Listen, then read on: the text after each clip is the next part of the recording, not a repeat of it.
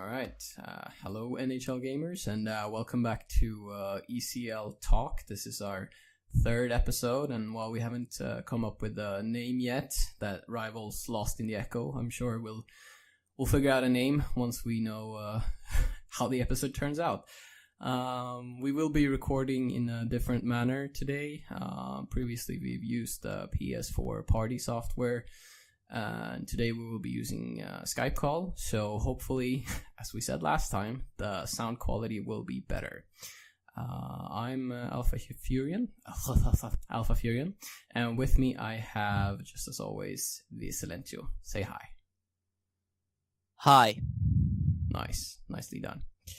Thanks. I feel like you should start to talk a little bit about what our topics of the day are. Give the viewers an idea, or listeners. Yes, let's do that. So we're talking about NHLGamer beta stats. So a little bit about teams that did well on the papers, and of course, what do we think about them, about players and teams, of course. And then we're going to talk about some divisions, like who goes where, and pros and cons of having teams being able to apply it to pro versus strictly using promotion from light. So, like, what are our options with the division, continuing division stuff? Yes, and then the third topic is that what we got coming up in the future, the NHL team. Yeah, some exciting stuff, hopefully. But first of all, take a short look at what happened during the beta. We took, this is not 100% accurate, but we took these screenshots right as the beta was closing down from a European perspective, which means right after midnight on the last day. So while some of the American teams or Canadian teams and skaters might have played games after we took our screenshots, it's not, this is as relevant as we could get it from a European perspective. Yeah, so NHLGamer was, of course, quite well represented amongst the teams, I would say. Yes. Wait, how many top 12 is there? So there's like 1, 2, 3, 4, 5, and 6 teams. Yeah, and there's 15 teams on the list, but a couple of them were tied in points. But yeah, okay. If we run through them, we got at the very top, 2 overall was Dynasty, who of course plays ECL Elite. Third overall was Royal HT, who had a very strong beta, who will most likely, they will play in Pro. And then right after them was Northern Stars, the team of the summer, free agent champions, I guess. Something like that, yes. And 2 spots below, we're in spot number 6 now, Written in the Stars, another elite franchise. And an additional 2 spots below is Northern Ascendancy. And the last NHLGamer team on the top 15 is this Carlsberg. Any surprises to you there? Well, for me, I played like first half of the beta. Like, I didn't play the last days that much, but for me, a biggest surprise is maybe Written in the Stars. Those guys were the most dominant team for me, at least when I played against them. So, I mean, obviously 95 games played and 24 losses, so maybe the losses are like dropping them down. They maybe they should be a little higher there. I don't know how the list goes. Mm-hmm. But Northern Ascendancy, like, only 38 games, but 31 wins, pretty solid. But yeah, Northern Stars, I think they had in the beginning of the beta, they were like, I'm not sure did I say this before, but they were not that good as I expected them to be. But when you look at that pick, you can clearly tell that they did some things better. They stepped up, yeah. And we will be releasing these screenshots through our social media, either through Twitter or Facebook, with just some tags maybe for the teams, but yeah, we're looking at them right now. So for me, of course, I think Royal HT was quite a surprise. They're the only team on that list that isn't a confirmed elite team, ECL elite. I'm sure they're elite playing wise. But they had a very consistent forward trio in Ex-Domi, Rimpe, 37, and Topi Keränen, who I think out of those, I think they played 54 games. I think that trio played together for maybe all 54 games. So, pretty strong. And Ex-Domi is one of the big names coming up, I think. Yeah, bubbling under star. Yeah. He's been a versus player, a great versus player for a long time, and just about to do some great things on the ECL scene, I think. Yeah. The team on the paper, Royal HT, looks pretty solid as well. I mean, like, they have 4 really, like, I'm not going to say really good because then it will ruin the whole thing, but about being, like, who's good and who's not. But they have, like, very, very solid D-mans in Keijo and Ilmari Neon. I think, he's one of the old Finnish reserve players, and then Kyllikki, pretty solid 4 guys, and then of course those 3 forwards you mentioned before. So yeah, I would hold them as one of the favorites for the pro title, together with you guys, of course, Sika and a couple more, but they should definitely have a strong. If they keep their mojo going, they should have a strong season. Yep. The one thing is that actually is will be the biggest factor in the next ECL, just like it has been in the history. But how many games you play together with same guys, that's gonna be a big thing. Yeah. Because if the game stays like that, like it's more team, you need to play as a team, and you can't do that much as alone anymore. Yeah. As a lone wolf anymore. So I think the more you play with the more guys, the same guys, like you have 3 forwards playing all the time, that's a like huge plus. But if you have 6 guys or 5 guys having, trying to fit in into those 3 spots, that will be hard. And I think that will be the biggest factor in the ECL Elite and Pro, and why not Lite as well. Yeah, certainly.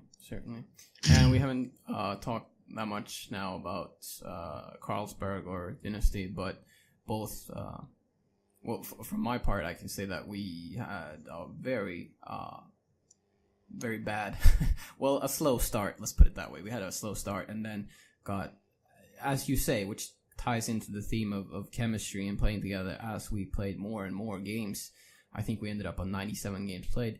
The improvement was crazy. So that's it's well, I mean, 97 games is a lot. So with only your team. Yeah. So 97 games. 64 wins out of 97 games. That's pretty good. But just like you said, you had a slow start, and I think you improved your game in like after 5 or 6 days of the beta. So no wonder that Dynasty is second in the leaderboards. Glad that we had that second week. And Carlsberg, finally a very, very strong team. We played them on the last day, and it was a really tough game. So 43-11, 43-11-3. Sorry. So lots of strong NHLGamer teams. Do you want to go to the we saved the individual leaderboards as well to let's play spot the NHLGamer members. Yes. Should we do like the next one for me is all skaters. Yeah. Yeah. Yeah. Let's go there. And of course, you go ahead. Yeah. Number 1, Sarapoika, Stammer from. I think he's playing in Sjustugan next season. And yes, I'm sure he is. Yep. Okay. So 133 games played. That's a lot in 2 weeks. Yeah, hats off to you. Pretty solid. Yeah, exactly. Then the next NHLGamer name is Nampa, member of my team, Sika. He played a lot in the first week. I think he cooled down a little bit after that, but still over 100 games overall. So yeah, pretty solid. We gotta make sure we don't miss a member here. That would be awkward. Yeah, like how about yeah. But after Nampa who was number 4, we have our next NHLGamer member at number 6, which is Payan C32, the best Swedish player as well. He ended up with 127 games, so also well done. So and then we have Royal HT guys, Rimpe and Domi. Has number 7 and number 8. Yep. No surprises there. 85 games played and 78. Excuse me. So gonna be boys played a lot. Gonna be a real dangerous line, I can tell you that. Yeah. And the most dangerous thing about them is that they can switch around positions too. Like, I know that I think all 3 guys on that line can play the center position. So if things aren't working, they can just, switch around their whole game. Yeah. So, next, you go ahead. Well, I was going to say about how much time actually is to play 133 games. Yeah, go ahead. And it's somewhere near 50 hours of EASHL only. Yeah. So it's like something like that. We're not gonna 49 or but holy, yeah, that is a lot. We never do that. No, never. Especially not you when you play the game. Exactly. And we have one more NHLGamer member rounding out the top 12, which is Patslav at 12th. Jonas Patiala. 86 games played. So well done. And let's go into positions maybe. Yes. Or yeah. First up is center, where we had Adetiki go to number 2. 93 games played. Number 2 overall. Impressive. Well done. At number 4, we have Patslav again, but only 73 games played, which means he played some games at the other forward positions, or I guess defense as well. And at number 6, we have Eki, the new Finnish versus star, with 64 games. Yep. Wait. No, that's left wing.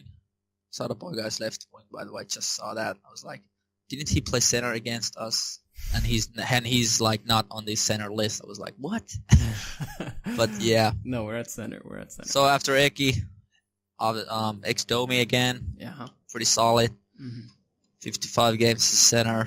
And then Finn Barakov. I can't remember where he's playing in this bubbling under kind of a team as well. I mean, they were pretty good. Just don't remember it right now. Yeah, same here, but I know he's a member. And I also know that I'm pretty sure that T's on 93 is also a member, but I can't remember which team he plays for. But he's at number 9 anyway. And at number 10, we have Norpe of Synergy, Alfie. 77 games played, and rounding out the NHLGamer members, Migubu with 88 games. So it seems like around between 70 to 100 games was pretty standard for the players who finished at the very top. Yeah, the Keaton 93 was a player of Ace Holes Hockey Club in the ECL 4 Pro. Okay. So pretty surprising name, and he hasn't played that much in the ECL, but he's very, very high ranked beta. So pretty surprising name there. 53 but games played. And could be another upcoming. yeah, you never know. You never know. But you should move your mic a little bit closer to your mouth again. Okay. So, yeah, there we go. Look at that sound quality. And for left wing, Sadapoik at number 1. Mike 82 at number 3. Sorry if I'm speeding things along, but we have other things to get to. Let's do that. Yeah. For number 4 we have Bogimir, written stars. Number 5 Playmaker of Nos. Number 7 Rimpe. Number 8 Payen. Seems like all the players on left wing were NHL gamers. Mir 02K1. Muki Maestri. Yeah, Miro. Those were the left wings, and then we have Player pretty disappointing. No, I wouldn't say that. I wouldn't say that. That's a little bit harsh. No, but it's good to be harsh on kids these days. Yeah, let's move to right wing. Kids these days. Right wing Flyer Kungen at number 3. Imosi at number 5. What? Yeah, Jake Voracek, 61 games. Yes. At number 6, Jumal-Pekko. Mutsis Puljujärvi, yes. Mutsis. Do you know what that means, by the way? No, do I want to? You can ask Pekka. Okay. Let's save that for that. But is it not safe for work? It's solid. Okay. You ask Pekka after this. Okay, I will. And then Vatalisti, Pelle 3000 and 3000. And Vatalisti played lots of games as a forward. Yeah. Could that signal, 61. Could that signal future things for Carlsberg? Maybe. Okay. So and also Epelis, I think, is also a member of our website, right? Familiar name, yes, but can't connect right now. Okay. Moving on, we only have defenders and goaltenders left. As for defenders, we have vSilenttio at number 2. Of course. Overall. Look at that. Very well done. We did this whole show just so we could mention your name. This is the main reason. Yes, thanks. But by the way, you have highlighted yourself. In the pic? Yeah. Yeah. So that's the main reason. Well, yeah, Anyway, number 4 is Slavone. Number 5, Jannika or Kete. Jannika with 143 games and 9 goals. Yeah. So pretty solid. I'm glad that he's not playing with me in the next ECL. Yeah, I think he is, by the way. But yeah, let's continue from that. I think he probably had the most games played out of any NHL gamer member. So congratulations on that, Jannika. After Jannika, we have weak Alpha Furion. The mighty Furion, yes. Yes. At 92 game, pretty solid. Yeah, pretty nerdy. Yep. Number 7, we have Ilmari 30 that you talked about earlier. Number 8, the veteran Rullstolskalas. Number 10, Kikyo and at 11, Gustafsson 7, Synergies Prestige. Brukkalainen. Yeah. And then the goalies. Our no surprises there, if I remember correctly. Yes, Finn Konna is a number 1 guy. Yes. 108 games, that's a lot to play as a goalie. Yep. That's seriously a lot. Second guy, Kappe. Pretty, also a rising star, I would say, if he's already...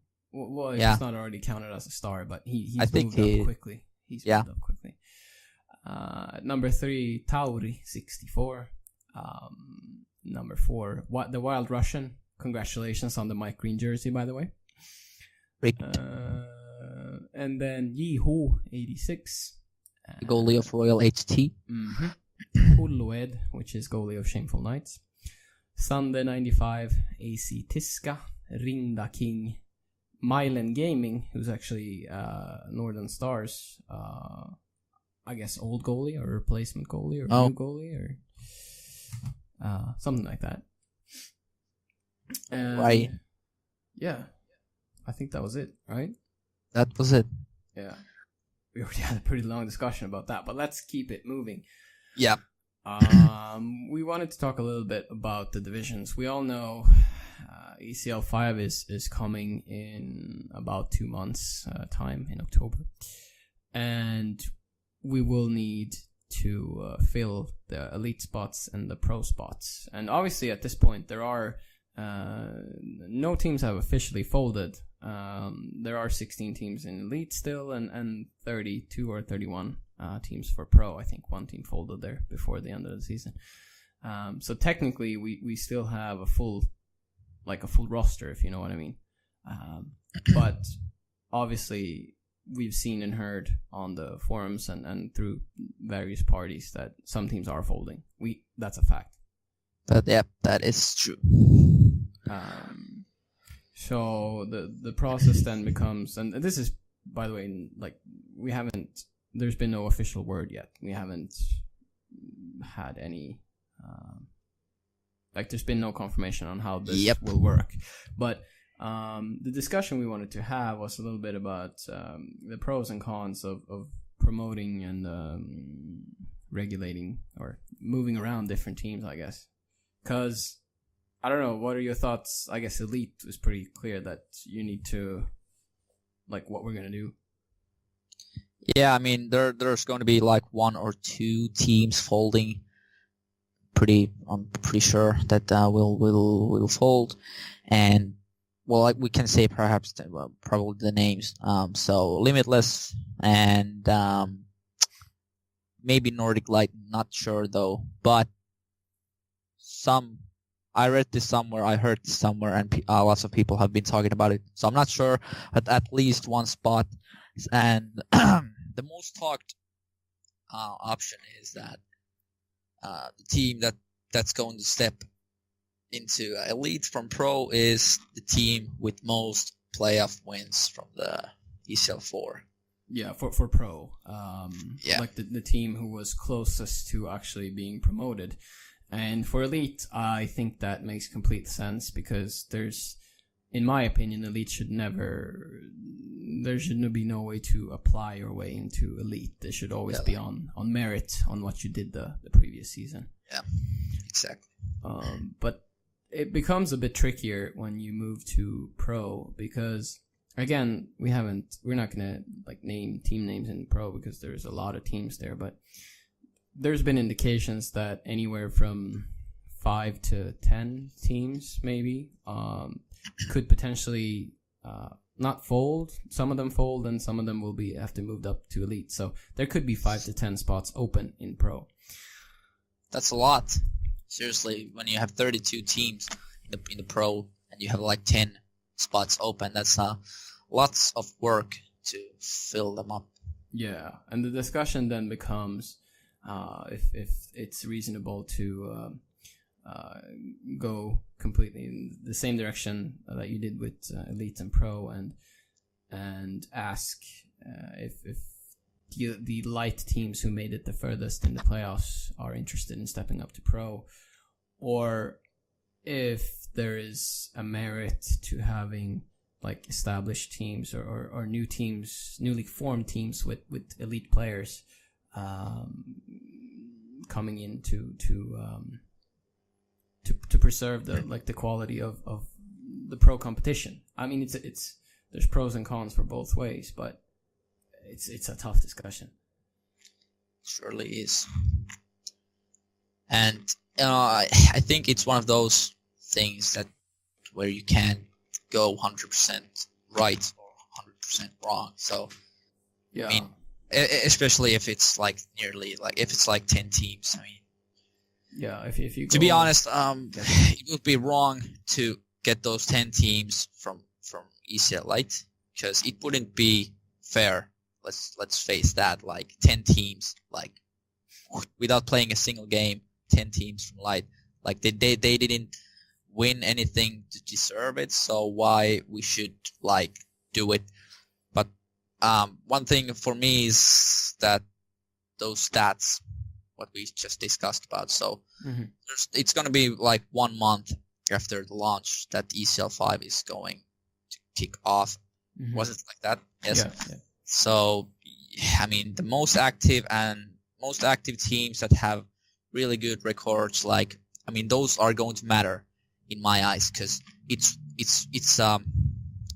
like the latest place to look how these teams have been doing. Obviously, it's only leaderboards, but leaderboards 6s, like 6 versus 6 games only. I mean, we can look something from there, like who has been playing a lot, who has been playing very good, who has like only, let's say, 20 wins out of 100 games, something like that. I mean, they're not going to be the main factors, the main keys, breaking points in this thing, but they will matter. That I can tell you. But the thing, the baseline that we have is that every team who earned their way into an elite spot and a pro spot from last season will, at the very least, be offered their spot, like the chance to continue playing. So theoretically, you could have a situation, I'm almost 100% sure that it won't happen, but where all the teams from Elite last season and all the teams who finished in Pro, the 4 teams who were promoted and the teams who were relegated from Elite, if all accept their spots or like we want to play, we earned our spot, then there's really no, like, I don't see how you can justify like moving a team down from Pro, for example. You know what I mean? If they've earned it. So, but it's there's a lot of things to consider and lots of discussion. So, while we can't guarantee that everyone will be happy, we do encourage you guys also to like, if you have opinions, voice them. Ultimately, it will be a staff decision, of course, but it's a very delicate question. So it's never a bad thing to hear what our members of the NHL are thinking about it. So yeah, I can imagine it will be talked about a lot once September comes. Anyway, let's try and wrap this up then. Our third point of the day for our third episode of ECL Talk is essentially what we got coming up for NHLGamer. And while we've made the decision to not reveal any details at this point, we can hint a little bit about what's coming. As I'm sure those of you who follow us on Facebook saw, we had a few of our members of the staff travel around in Sweden to meet some of our members of the community. There looked to be a camera involved. I'm not gonna specify. Yeah. Don't go there. I'm not gonna specify what exactly happened, but I can also say that our main film crew will be traveling from Sweden to Finland this weekend to do some more work in this project. So stay tuned for some more hints in our social media. Yes. Second thing is, well, obviously ECL 5, ECL 6, and ECL 7 on NHL 18, right? Yeah. So, yeah. And then something more, what we have been already talked about, what has been talked about already, is the versus tournament in NHLGamer.com. So, yes. Every versus player out there, stay tuned for our own versus tournaments or / leagues. I don't know that well about it yet, but there will be versus things. And maybe if the game works, like you can play 2 versus 2. Yeah, we'll see exactly what happens. But we did bring in Kokalio. I'm not sure about the pronunciation. From who's the main page runner for NHL 18, Suomi on Facebook. He has a lot of experience in organizing these, I wouldn't say smaller tournaments, but like a few hundred, I guess, players. And he knows his shit, yes. Yes, yeah, very well put. And now he's going to actually do some heavy lifting for NHL Gamer, is the hope. So, But outside of that, we do have some. Let's just put it this way: that the natural evolvement or the natural process that NHLGamer is currently going through should naturally lead to